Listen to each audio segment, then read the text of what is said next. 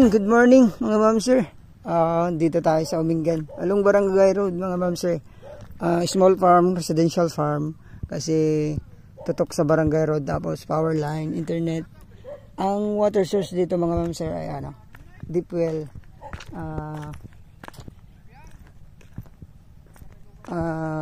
Linalagyan po ng Jetmatic para karon ng tubig, kuryente. Yan po yung umpisa ng property mga ma'am sir, sa may talahib na yan, pag ganyan doon sa may motor natin. So matotal siguro nasa 20 meters din yung frontage niyan, tapos pag ganyan hanggang doon. So plat na plat mga ma'am sir. Mas mataas lang tong kalsada ng konti, pero hindi naman tayo binabahan dito sa part na to. So dito sa kabila ay medyo mas mahal kasi ang presyo dyan, 350. Iwan ko ba? Ito mas mura. Residential pa siya. At saka mas maliit siya, 3,600 lang siya.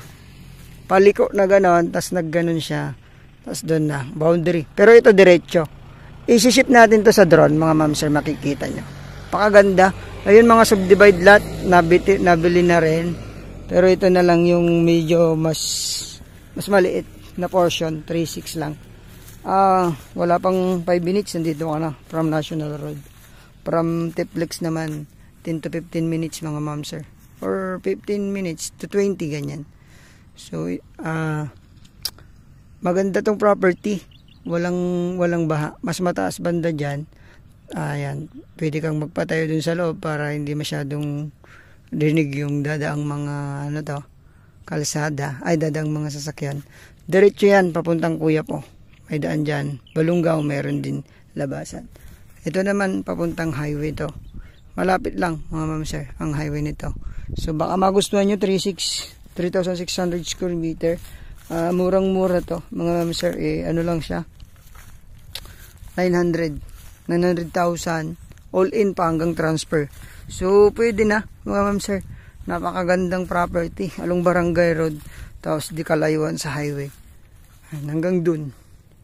Paliparan ko na lang drone ma'am, hindi na tayo pupunta doon.